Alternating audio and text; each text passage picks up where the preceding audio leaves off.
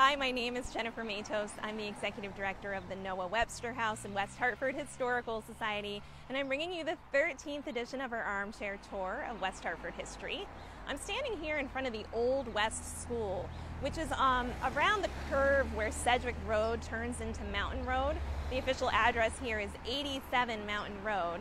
And many of you will know it as the Little Red Schoolhouse, as it has been called ever since the West Hartford Art League has taken ownership of this building back in the 1930s.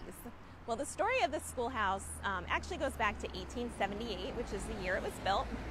If you can imagine West Hartford in 1878, it's very rural, lots of farms spread out. The population's not very large, maybe 3,000 people living here in town.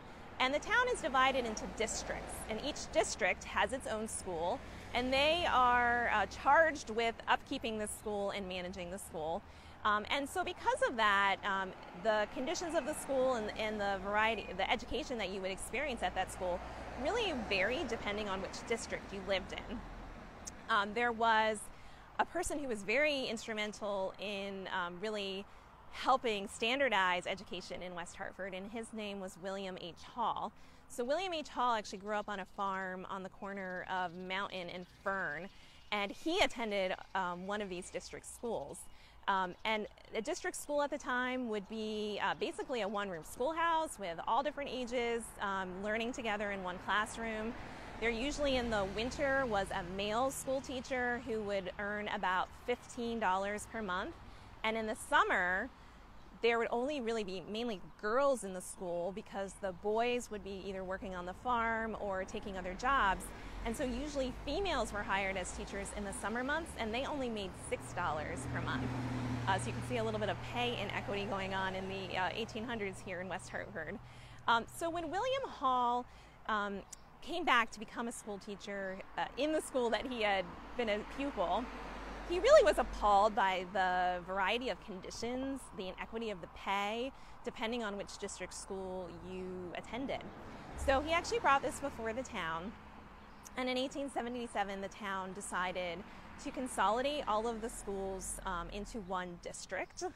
In 1884, the Connecticut State Legislature actually approved West Hartford's petition to have a governing school board. So at that point, West Hartford had a school board that was really governing all of the different district schools and making sure that there was equity of pay across the schools, that the conditions of the schools were equal, and also that a little bit more standardization in the curriculum. So up until that point, it's estimated that there could have been over 200 different school books being used across these district schools.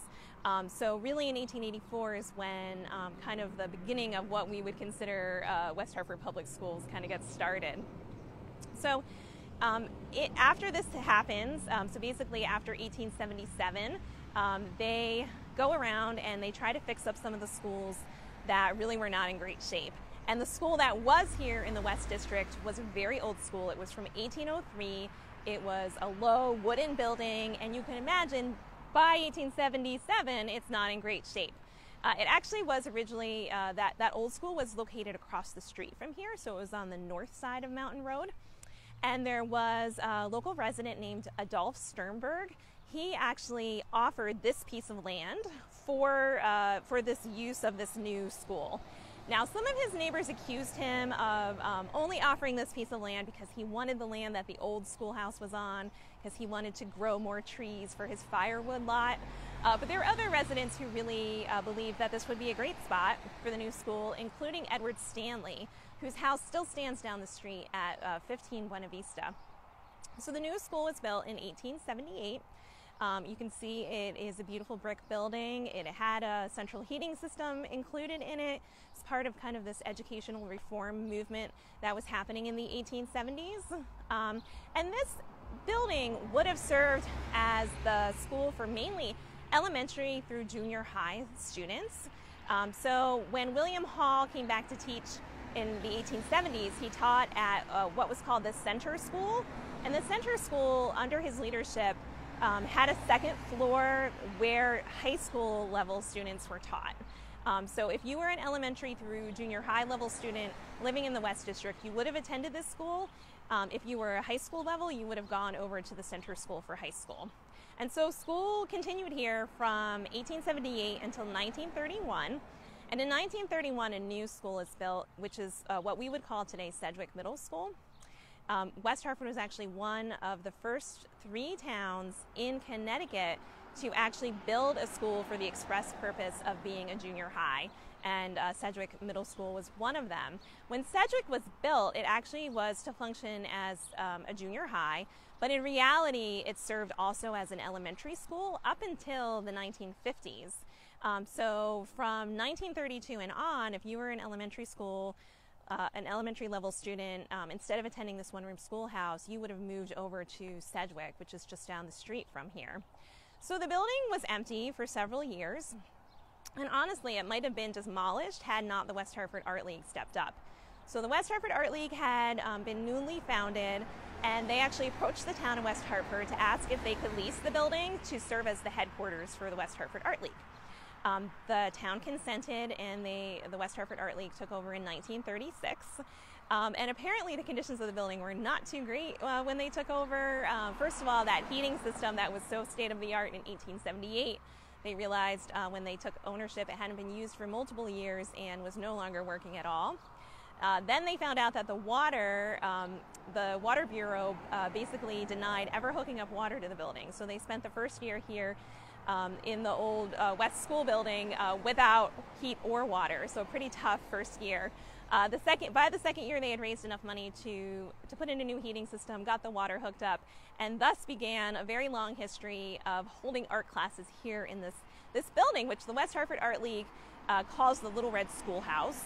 And so today, many of you will know it by that name, as well as the Old West School.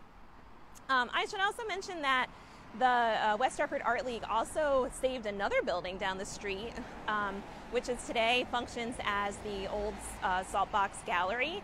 It is a 1750 building that was going to be demolished.